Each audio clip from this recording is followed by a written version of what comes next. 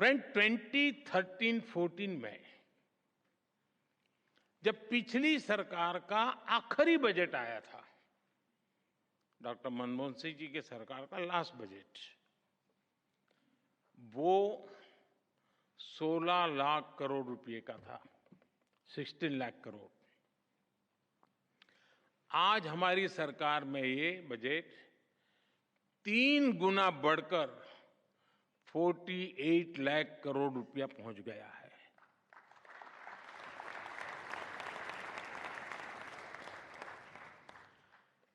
Capital expenditure, जिसे resource investment का सबसे बड़ा प्रोडक्टिव माध्यम कहा जाता है, और उसका आंकड़ा बहुत ही इंटरेस्टिंग है।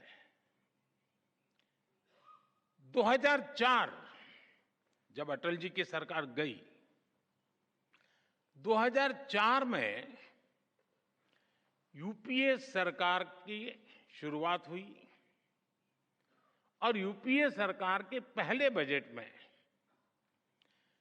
कैपिटल एक्सपेंडिचर करीब 90,000 करोड़ रुपए था, 90,000 करोड़ रुपीस। 10 साल सरकार चलाने के बाद, यानी 2014 में यूपीए सरकार का 10वां वर्ष था, अपने कैपिटल एक्सपेंडिचर का बजट 2 लाख करोड़ रुपए, 2 लाख करोड़ रुपए तक पहुंचा पाई थी, यानी 90,000 से 2 लाख करोड़। और आज कैपेक्स 11 लाख करोड़ रुपए से भी ज्यादा है।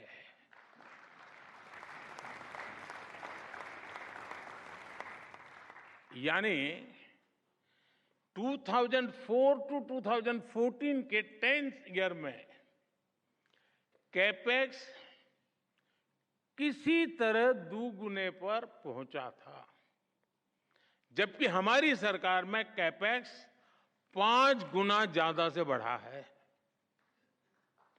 और आप अलग अलग सेक्टर्स को देखेंगे तो भी आपको सटीक अंदाजा मिलेगा कि आज भारत किस तरह हर सेक्टर की इकोनॉमी पर फोकस कर रहा है।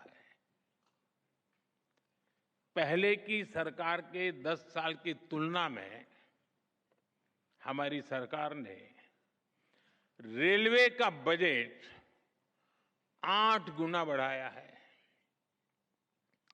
हाईवेज का बजट 8 गुना बढ़ाया है, एग्रीकल्चर का बजट 4 गुना से ज्यादा बढ़ाया है, और डिफेंस का बजट 2 गुने से अधिक बढ़ाया है। और साथियों, हर सेक्टर में बजट में ये रिकॉर्ड बढ़ोतरी और साथ साथ टैक्स में रिकॉर्ड कटौती करने के बाद की गई है। 2014 में 1 करोड़ रुपए कमाने वाली एमएसएमईज को प्रिजम्पटिव टैक्स देना होता था, 1 करोड़। अब 3 करोड़ रुपए तक की आय वाली एमएसएमईज भी इसका लाभ उठा सकती है। 2014 में 50 करोड़ तक कमाने वाली एमएसएमईज को 30% टैक्स देना होता था, आज ये रेट 22% है। 2014 में कंपनियां 30% कॉर्पोरेट टैक्स देती थी, आज 400 करोड़ रुपए तक की आय वाली कंपनियों के लिए रेट 25% है। और फ्रेंड्स, बात सिर्फ बजट एलोकेशन बढ़ाने या टैक्स कम करने की नहीं है, बात गुड गवर्नेंस की भी है।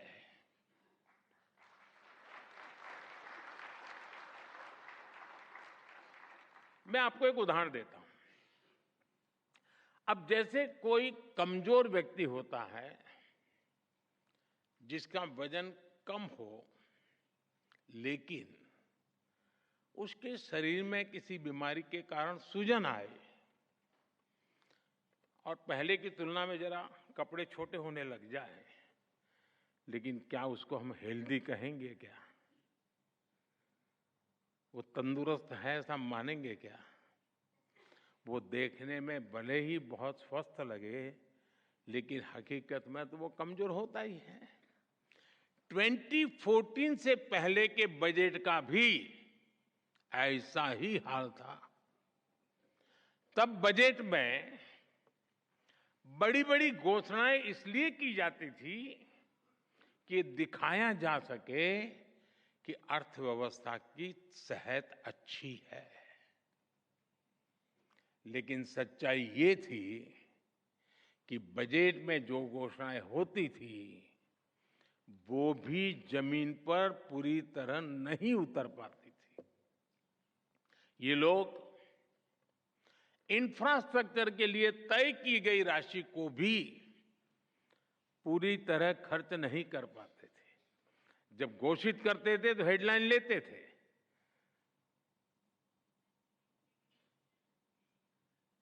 शेयर मार्केट में भी शायद थोड़ी दिखाई देता होगा।